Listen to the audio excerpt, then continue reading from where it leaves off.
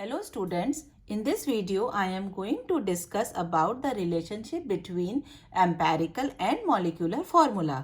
तो सबसे पहले मॉलिक्यूलर फार्मूला क्या होता है? मॉलिक्यूलर फार्मूला तो हमारे पास किसी भी मॉलिक्यूल का एक्चुअल रिप्रेजेंटेशन होता है कि उसमें कितने हमारे पास एटम्स एग्जैक्टली प्रेजेंट होते हैं. फॉर एग्जाम्पल अगर आप देखो तो ग्लूकोज का मॉलिक्यूलर फार्मूला है C6H12O6. Similarly for benzene it is C6H6 and for acetic acid it is C2H4O2. That is CH3COH है होता है हमारा फॉर्मूला, तो उसको हम इस तरीके से रिप्रेजेंट कर सकते हैं. तो ये जो एग्जैक्ट रिप्रेजेंटेशन होता है इसी को बोला जाता है मॉलिक्यूलर फॉर्मूला. तो एम्पेरिकल फॉर्मूला क्या होता है? ये मॉलिक्यूलर फॉर्मूला जो सिंपलेस्ट किस रेशियो में प्रेजेंट हो सकता है वो कहलाया जाता है हमारा एम्पेरिकल फॉर्मूला. फॉर एग्जाम्पल अगर आप ग्लूकोज को देखो बेटा, तो ग्लूकोज में कार्बन, हाइड्रोजन और ऑक्सीजन के बीच में जो रेशियो है वो है 1:2:1. तो यहाँ पे देखिए बेटा, तो ग्लूकोज का सिंपलेस्ट रेशियो क्या आता है? CH2O. यानी कि इस CH2 जो है वो ग्लूकोज का सिंपलेस्ट रेशियो है. कार्बन, हाइड्रोजन, ऑक्सीजन इस सिंपलेस्ट रेशियो में मल्टीप्लाई होते हैं, तब हमारे पास एग्जैक्ट ग्लूकोज का फॉर्मूला बन जाता है. उसी तरीके से अगर बेंजीन को देखो तो 1:1 के सिंपलेस्ट रेशियो में ये प्रेजेंट है, तो एम्पेरिकल फॉर्मूला क्या हो गया? CH. एसिटिक एसिड को आप देखो 1:2:1, so it's simplest ratio will be CH2O. तो मॉलिक्यूलर फॉर्मूला जो होता है वो एम्पेरिकल फॉर्मूले का n टाइम्स होता है. ये जो n है ये कोई नंबर ऑफ मोल्स नहीं है, n फैक्टर नहीं है. ये जो n हम डिनोट करते हैं ये n होता है molecular mass divided by empirical mass. Molecular mass निकालते हैं डिवाइडेड बाय एम्पेरिकल मास, उनका जो अपना रेशियो होता है उस वो कहलाया जाता है n. और इस n से अगर हम एम्पेरिकल फॉर्मूले को मल्टीप्लाई कर देंगे तो मॉलिक्यूलर फॉर्मूला निकल आएगा. फॉर एग्जाम्पल अब ये क्वेश्चन देखिए, empirical formula of glucose is CH2O. उसने एम्पेरिकल फॉर्मूला दिया हुआ है CH2O. तो क्या इस एम्पेरिकल फॉर्मूला से हम इसका एम्पेरिकल मास कैलकुलेट कर सकते हैं? बिल्कुल कर सकते हैं, है ना. एम्पेरिकल मास निकल के आता है बेटा, किसका निकालोगे? CH2O का. That will be equal to 12 + 2 × 1 + 16. That will come out to be 12 + 2 + 16. That will be 30. 30 will be the empirical mass for CH2O. Now see the next part. If its molar mass is 180, तो molar mass उसने दिया हुआ है 180. तो what is the molecular formula? तो इन दोनों की मदद से अब हम क्या निकालेंगे? n होता है molecular mass divided by empirical mass. Molecular mass is 180 divided by empirical mass, just calculated 30, so it will come out to be 6. So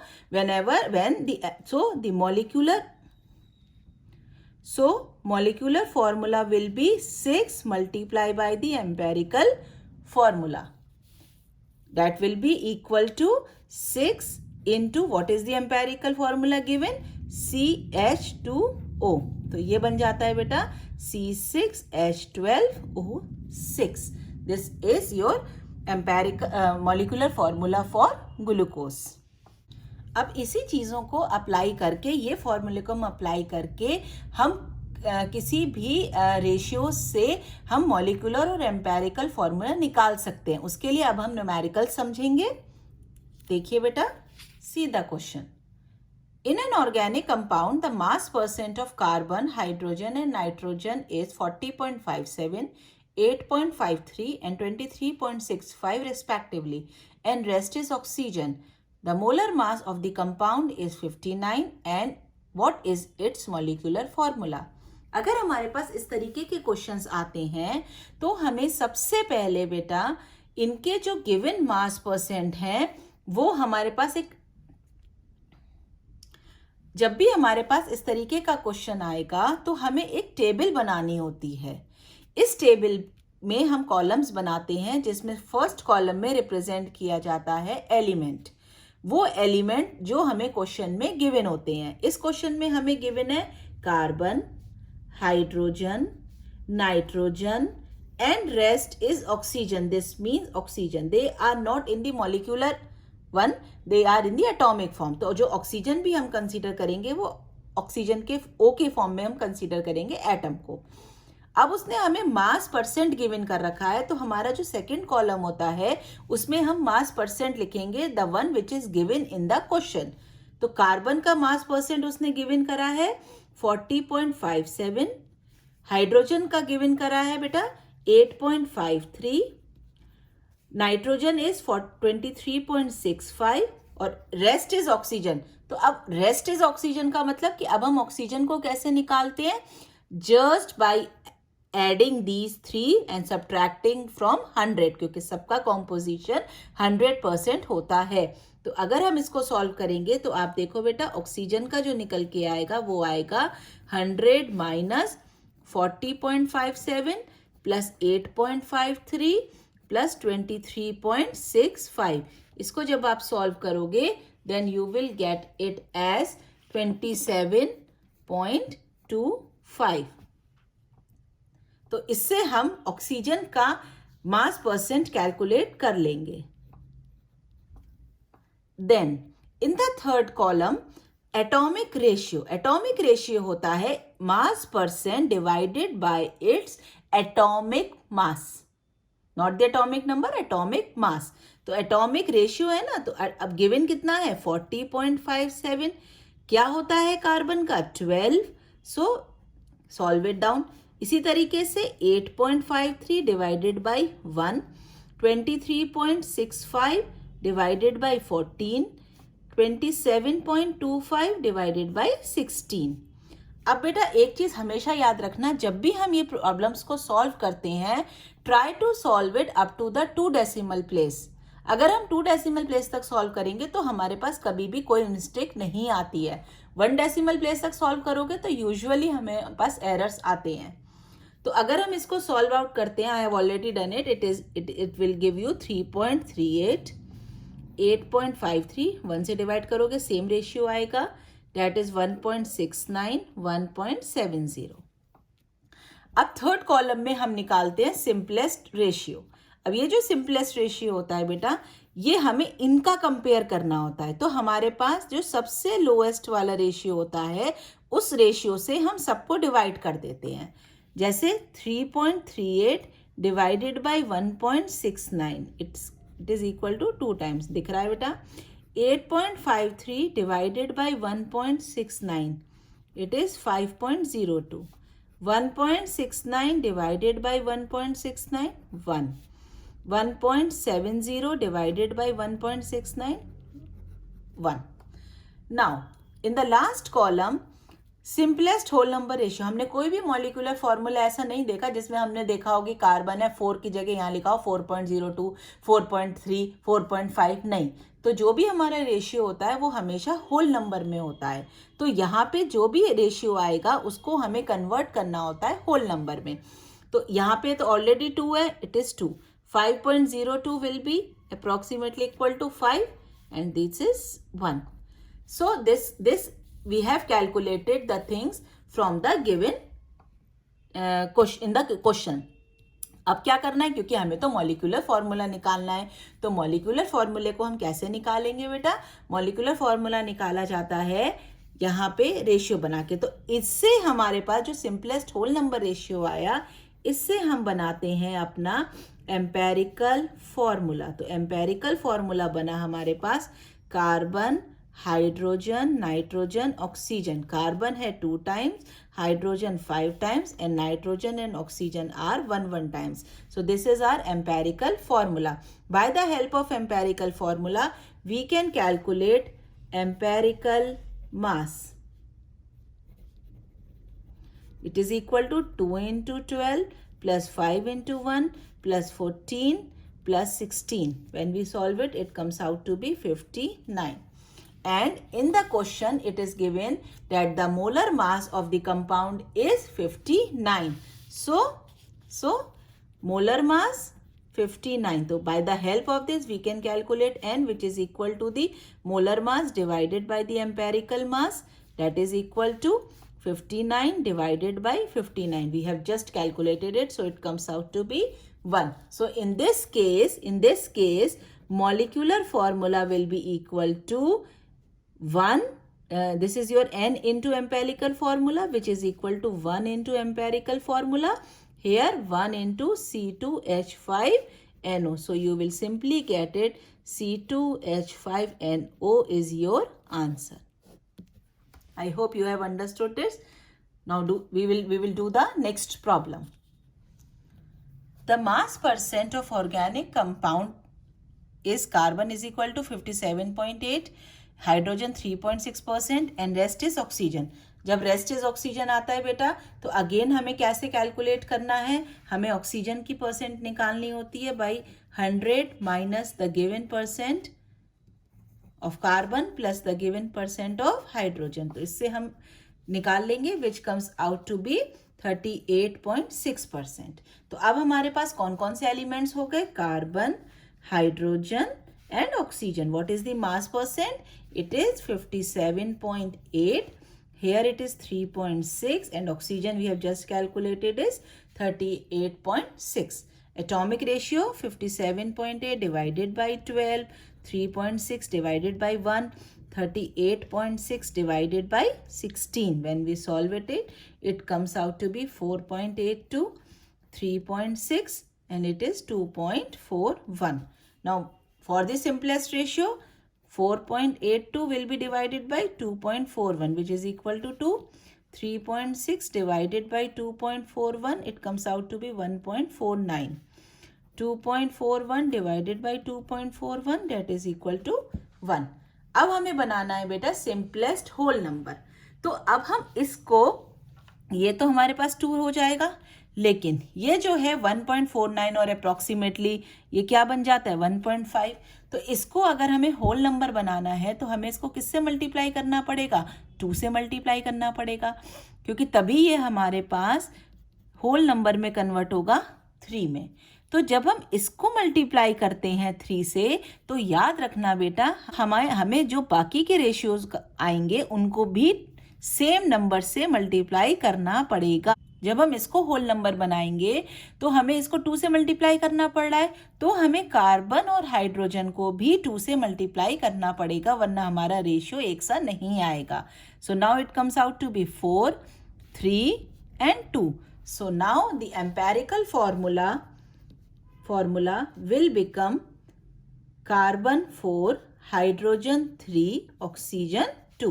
By the help of this, we will calculate the empirical mass, which is equal to 4 into 12 plus 3 into 1 plus 2 into 16 comes out to be 83. Now, see the next part of the question. The vapor density of the compound is 83. Vapour density जो है वो हमारे पास क्या है इसकी 83. Vapour density हम हमेशा hydrogen के रेस्पेक्ट में कैलकुलेट करते हैं और जो भी हमारे पास मॉलिक्यूलर मास होता है उसको हम हमेशा डिवाइड कर देते हैं 2 से to calculate the vapour density. तो यानी कि जो वेपर डेंसिटी होती है उसको हम क्या करते हैं, मॉलिक्यूलर मास को डिवाइड कर देते हैं 2 से to get the vapour density. तो अगर हमें मॉलिक्यूलर मास चाहिए तो हम वेपर डेंसिटी को हमेशा 2 से मल्टीप्लाई कर देंगे. So we get the molecular mass. तो यहाँ पे हमें वेपर डेंसिटी 83 गिवन है क्वेश्चन में, तो इस केस में मॉलिक्यूलर मास हो जाएगा vapour density multiply by 2, which comes out to be 166. So by the help of this you can calculate the N. N is equal to the molecular mass divided by the empirical mass, which is equal to 166 divided by 832. This means your molecular formula will be empirical 2 into the empirical formula. So 2 into what is our empirical formula? It is C4H3O2. So our final answer will be C8H6O4. So whenever the vapor density is given to you, always multiply it by 2. See one more problem. Naphthalene contains 93.71% carbon and hydrogen is 6.29%. Its molar mass is 128. Calculate its molecular formula. Simple है, carbon है, hydrogen है, carbon is 93.71, hydrogen is 6.29. अब naphthalene क्या होता है बेटा? Naphthalene जो होता है वो हमारे पास बेंजीन रिंग होती है और उसको हम दो बेंजीन रिंग आपस में जुड़ी होती हैं, उसको हम बोलते हैं नेफ्थलीन. तो इसमें सिर्फ कार्बन और हाइड्रोजन होता है, तो इसीलिए इन्होंने सिर्फ कार्बन और हाइड्रोजन आपको दिया हुआ है. एटॉमिक रेशियो निकालोगे तो 93.71 डिवाइडेड बाई 12, 6.29 डिवाइडेड बाई 1. तो ये आपका आ जाता है बेटा, जब हम इसको सॉल्व करते हैं, 7.8. अब सिंपलेस्ट रेशियो निकालोगे तो 7.8 डिवाइडेड बाई 6.29, 6.29 डिवाइडेड बाई 6.29. तो इसको जब हम सॉल्व करेंगे it will come out to be 1.24 और ये 1. ना 1.24 को हमें जब हम सिंपलेस्ट होल नंबर रेशियो बनाएंगे तो आप 2 से मल्टीप्लाई करोगे तब भी पॉइंट्स में आएगा, 3 से करोगे तब भी पॉइंट्स में आएगा. तो अब आप जब मल्टीप्लाई ऐसे हिट एंड ट्रायल मेथड से करते चलोगे तो हमने देखा कि अगर हम इसको 4 से मल्टीप्लाई करते हैं तो ये अप्रॉक्सीमेटली 4.96 देता है, which we can approximately take it as 5. So this will also be multiplied by 4. So this will be your simplest whole number ratio. बाकी की चीज़ें बेटा सब सेम रहती हैं. इससे हमने क्या निकाला? एम्पेरिकल फॉर्मूला निकाला विच इज C5H4. इसकी मदद से एम्पेरिकल मास निकालोगे 5 into 12 plus 4 into 1 which is equal to 64. अब इससे आप क्या निकालोगे? Molecular mass. मॉलिक्यूलर मास हमें गिवन है क्वेश्चन में 128. By the help of this we calculate N which is equal to the molecular mass divided by empirical mass. 128 divided by 64 you will get it as 2. So our molecular formula is equal to 2 into empirical formula which is equal to 2 into what is the empirical formula? C5H4. So our answer is C10H8. One more simple problem. A compound contains 4.07% hydrogen, 24.27% carbon and 71.65% chlorine. Its molar mass is 98.96. What is its empirical and molecular formula? Simple है बेटा. Carbon, hydrogen, chlorine, तीन चीजें हमें यहाँ given है. Carbon is 24.27%, hydrogen is 4.07, chlorine is 71.65%. Atomic ratio निकालोगे 24.27 divided by 12, 4.07 divided by 1, 71.65 will be divided by 35.5. Atomic mass of chlorine is 35.5. Solve करेंगे तो मिलेगा 2.02, 4.07, 2.02. सिंपलेस्ट रेशियो आप निकालोगे तो कैसे निकालेंगे? The lowest one, so 2.02 divided by 2.02, 1. 4.07 divided by 2.02, that is equal to 2. 2.02 divided by 2.02 will give you 1. So it is the simplest whole number ratio, 1 to 1. So our empirical formula becomes carbon 1, hydrogen 2 and chlorine is this, Cl. So empirical mass will be equal to 12 plus 2 into 1 plus 35.5. When we solve it, it comes out to be 49.5. Now, molecular mass is given to you in the question. It is 98.96. It is 98.96.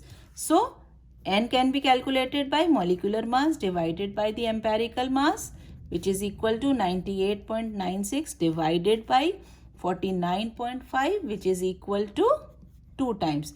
So molecular formula is equal to N into empirical formula. So it is equal to 2 into CH2 Cl. So our formula becomes C2H4Cl2. This is your answer. Hope you have understood this part. Click on the like button and subscribe my channel for the next part. Thank you.